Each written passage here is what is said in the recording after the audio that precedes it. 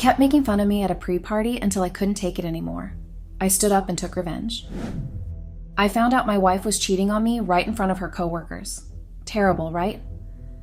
So let me tell you about the disaster which turned my life upside down. I met my wife, Sarah, at a small coffee shop near campus during our senior year of college. It was one of those cliché, picture-perfect moments that you see in romantic comedies or read about in sappy novels.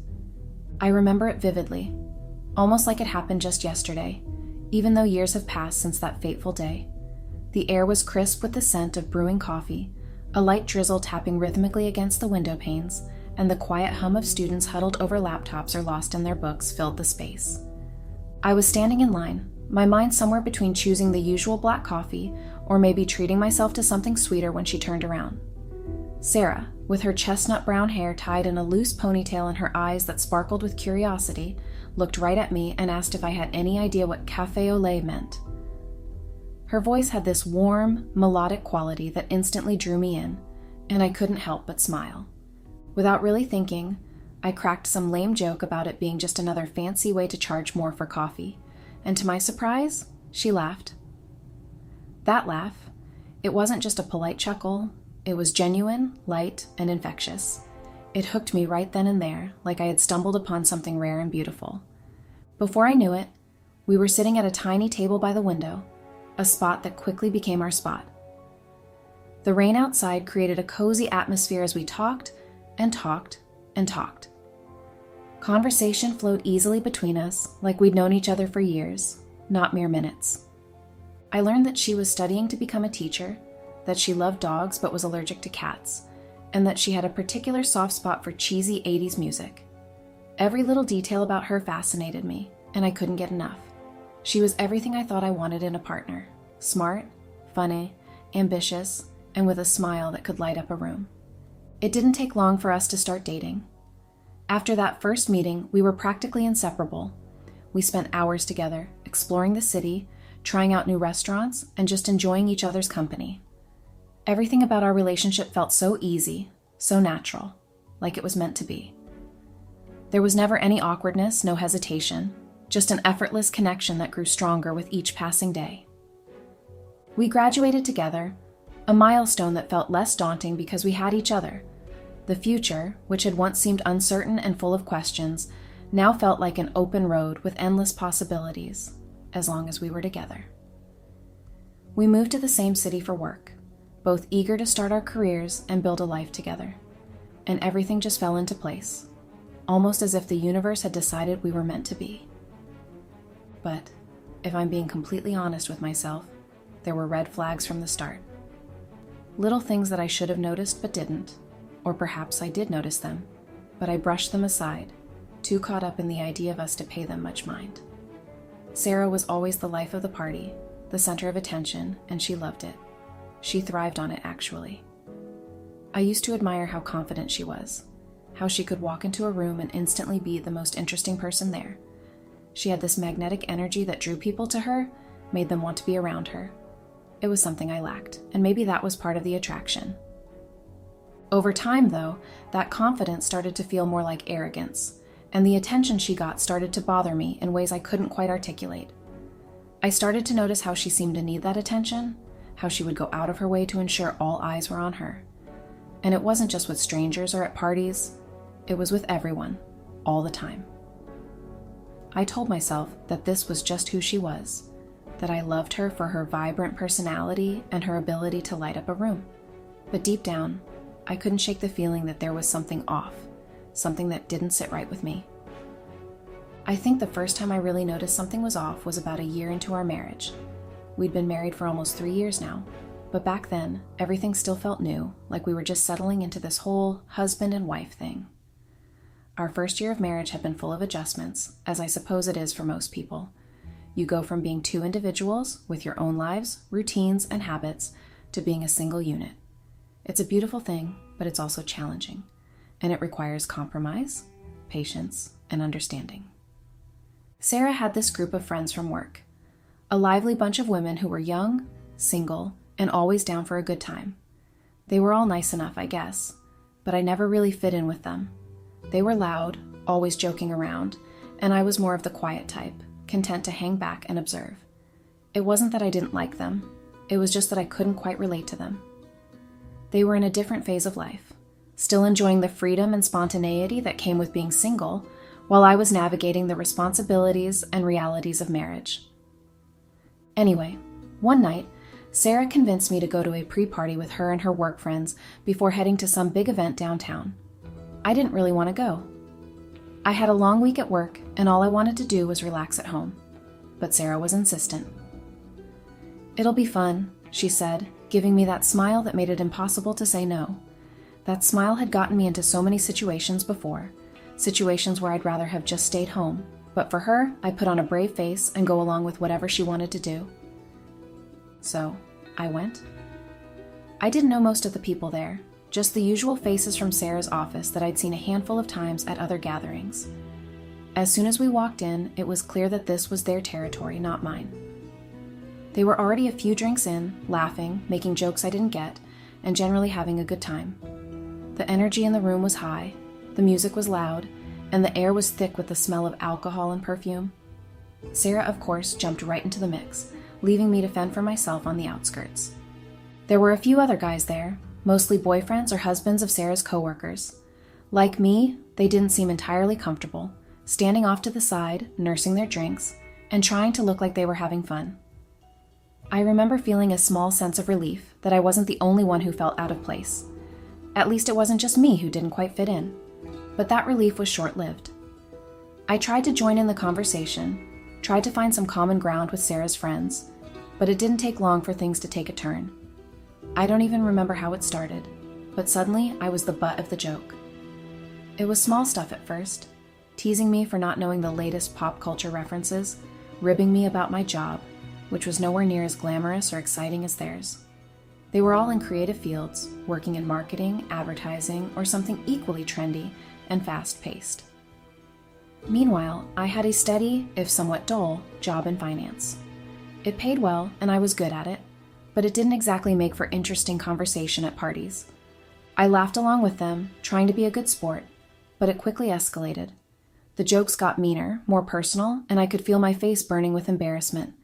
It wasn't just playful banter anymore. It felt like they were taking cheap shots at me, and I was an easy target. I tried to brush it off, to tell myself that it didn't matter, that they were just having fun, but it did matter. It stung. It made me feel small, like I didn't belong, like I was less than them. And the worst part? Sarah just stood there, laughing along with them. She didn't say a word to defend me, didn't try to steer the conversation in another direction. She just let it happen. I don't know what hurt more, the things they were saying or the fact that she was okay with it. She didn't seem to notice that I was uncomfortable, that I was standing there, smiling weakly, pretending that it didn't bother me. I've always been someone who avoids conflict at all costs. I don't like making a scene, and I hate feeling like I'm causing a problem. It's a trait that I've had since I was a kid, something I picked up from my parents, who were always quick to smooth over any disagreements or arguments. So I just stood there, smiling weakly, pretending that it didn't bother me. But inside, something was building, a pressure that I didn't know how to release. It was like a knot in my chest, tightening with every passing moment, with every snide comment, with every laugh at my expense. After what felt like an eternity, I finally made an excuse to leave the room. I couldn't take it anymore. I needed a moment to collect myself, to breathe. I found myself in the bathroom, gripping the sink and staring at my reflection in the mirror. My face was red and my hands were shaking. I tried to calm down, to rationalize what had just happened. They're just joking, I told myself. It's all in good fun. Don't take it personally.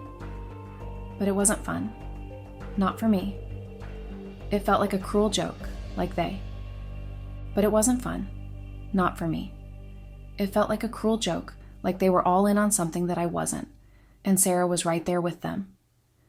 The more I thought about it, the more I realized that this wasn't the first time something like this had happened.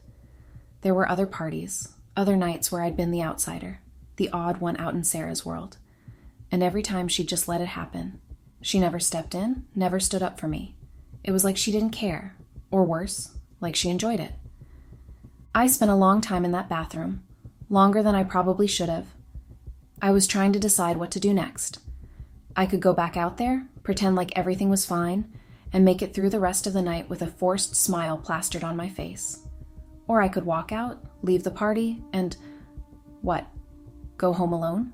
Start a fight with Sarah in the middle of her friends? None of those options felt right. The thought of confronting her about it, especially in front of everyone, felt daunting. I've never been good at expressing my feelings in the moment, especially when I'm upset. My default reaction is to shut down, to avoid the conflict altogether.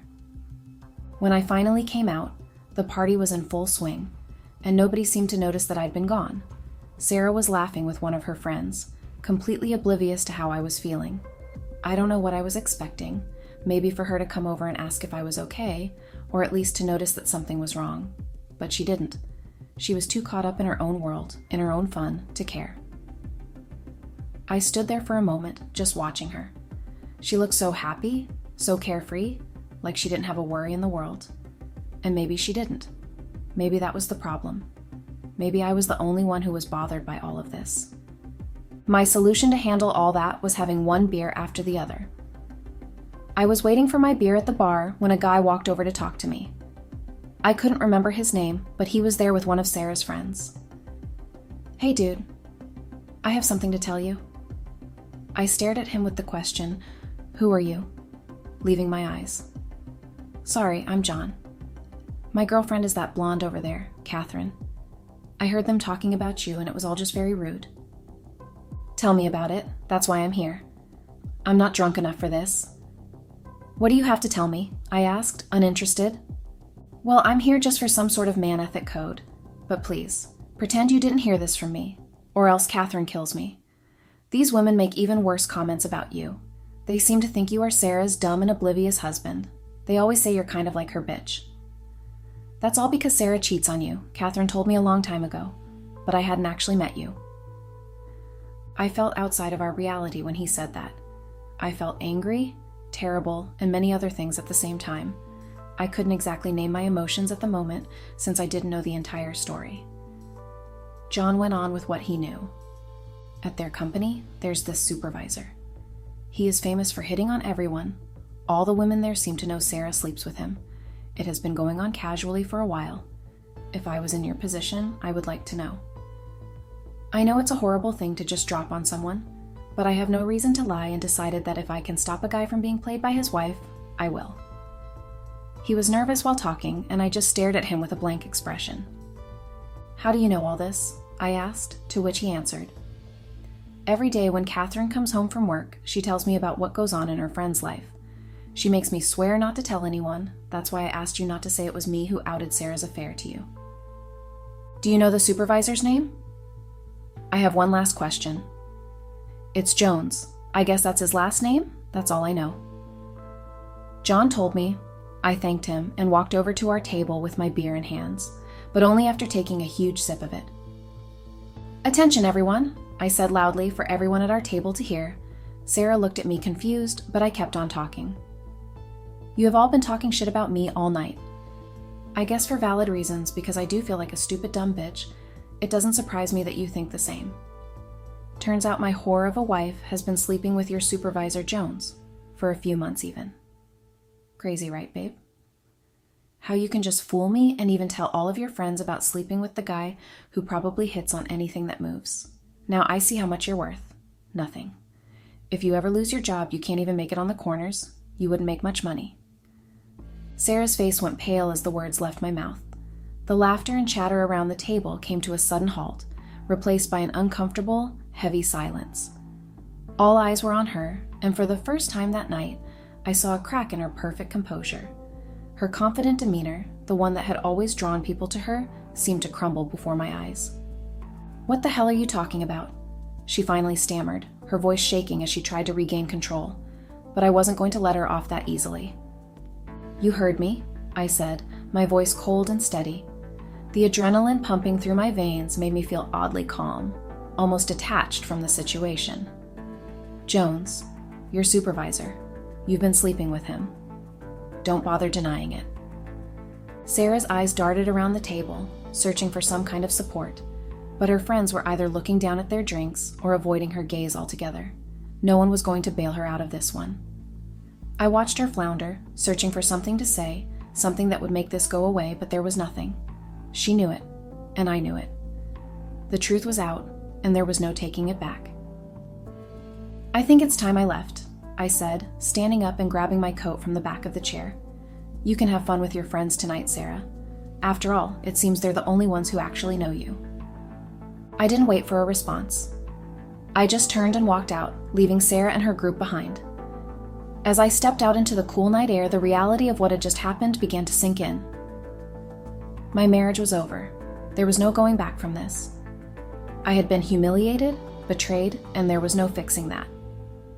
I took a deep breath, trying to steady myself. The anger and hurt that had been bubbling under the surface for so long had finally erupted, and now there was nothing left but a hollow, empty feeling in its place. I wasn't sure what to do next, but I knew one thing for certain. I couldn't stay with Sarah. Not after this. When I woke up the next day, it felt like I was hit with the worst hangover ever. My head throbbed and my mouth was dry, but it wasn't just the alcohol from the night before. It was the emotional wreckage that had left me drained. I didn't care where Sarah had spent the night. She definitely hadn't come home because I had the place to myself. A small mercy considering everything that had gone down, but that peace didn't last long. It was barely 8 a.m. when I heard a knock at the door. I knew who it was before I even opened it. Part of me wanted to ignore it, to let her stand out there, but I knew she wouldn't go away. She never did. When I finally opened the door, there she was, Sarah, looking like a shadow of her usual self. Her hair was tangled, her makeup smudged, and her eyes red and swollen from what I could only assume was a night spent crying. She looked at me, her expression a mixture of desperation and regret. "I'm sorry," she blurted out before I could say anything, her voice cracking. She stepped forward like she was going to hug me, but I backed away, keeping the door between us. "Sorry?" I echoed, my voice cold. "You think sorry is going to fix this?" She flinched at my tone, but I wasn't in the mood to soften the blow. The anger that had been simmering since the night before came rushing back, and I wasn't about to hold it in. "I never meant for it to go this far," she continued, her voice trembling. "It was just a mistake, a stupid mistake. I wasn't thinking, and it just happened. But it didn't mean anything, I swear." I crossed my arms, leaning against the doorframe as I looked her over. The sight of her, disheveled and pleading, might have softened me once, but not now. Not after everything that had come to light. "It didn't mean anything?" I repeated, my voice dripping with sarcasm. "Is that supposed to make me feel better?" "You slept with someone else, Sarah. Multiple times, from what I hear. You lied to me. You humiliated me in front of your friends, and now you expect me to just... What? Forgive you? Pretend like none of this happened?" Her bottom lip quivered, and for a moment, I saw the woman I had fallen in love with all those years ago, vulnerable and unsure. But that wasn't enough to sway me.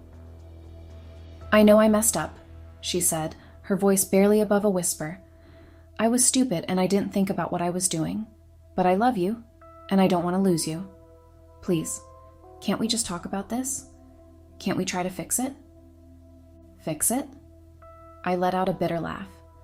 "How do you propose we fix this, Sarah? You think I can just forget that you've been sleeping with another man? That you've been making a fool out of me for who knows how long?"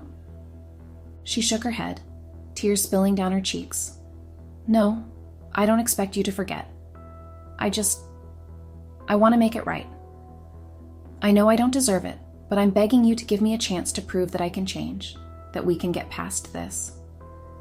I stared at her for a long moment, searching for any sign that this was a nightmare I could wake up from, but it wasn't.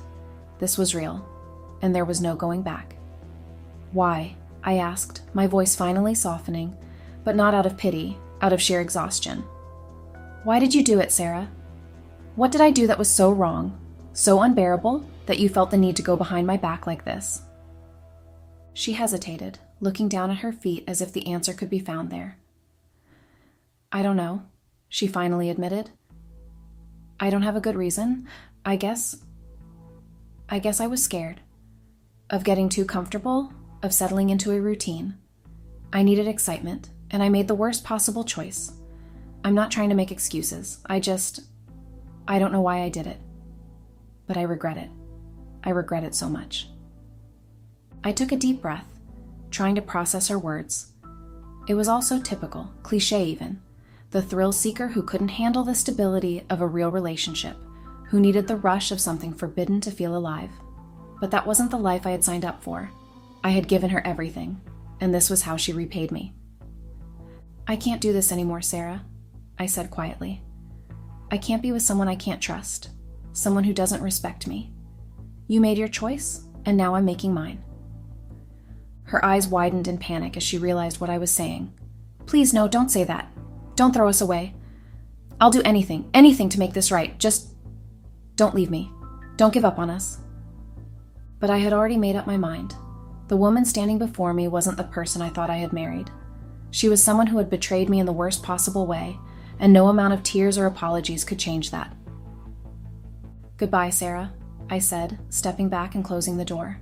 I heard her sobs on the other side, muffled by the door, but I didn't open it again. I couldn't. There was nothing left to say. Update.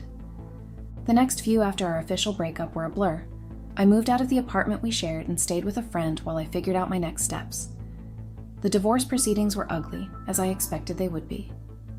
Sarah tried to salvage what was left of her reputation, claiming that I had overreacted, that it was just a fling and it didn't mean anything. But it didn't matter what she said. The damage was done, and there was no undoing it. Her friends, the same ones who had been laughing at my expense, rallied around her, trying to paint her as the victim. They said I was cruel, that I had overreacted, but I didn't care. I wasn't interested in their opinions anymore. I was done trying to fit into Sarah's world, a world that had never truly accepted me. As for Sarah, she didn't take the divorce well. She tried to hold on to the life we had built together, tried to make me believe that we could somehow work through this, but I couldn't see a way forward. The trust was gone, and without that, there was nothing left to build on. I filed for divorce on the grounds of infidelity, and it didn't take long for the rumors to start circulating at her workplace. The affair with Jones was an open secret, and once word got out that it had led to the end of our marriage, it wasn't long before her professional life began to unravel as well. Jones, who had a reputation for getting involved with his subordinates, was quietly let go, and Sarah found herself isolated and struggling to maintain her position. The people who had once been her friends started to distance themselves, not wanting to be associated with the scandal. Months passed, and I slowly began to rebuild my life. The anger and hurt started to fade, replaced by a quiet acceptance. I focused on my work, threw myself into new hobbies, and reconnected with old friends. The life I had envisioned with Sarah was gone, but I realized that maybe that wasn't such a bad thing. I had lost something, yes, but in doing so, I had also freed myself from a relationship that had been toxic long before I had admitted it to myself. As for Sarah, the last I heard, she had left the city, trying to start fresh somewhere else. The divorce had been finalized, and I didn't hear much from her after that. We had no reason to stay in contact. There were no children, no shared property other than the apartment, which I fought for during our divorce and sold right after it was finished. I didn't need any reminders of the life we had once shared, but for pride, I also couldn't let her have the apartment. In the end, I learned a lot from the experience. I learned to trust my instincts, to stand up for myself, and to walk away from situations that weren't good for me. It wasn't the ending I had expected when we first met in that coffee shop all those years ago, but it was the ending that I needed. And for that, I was grateful.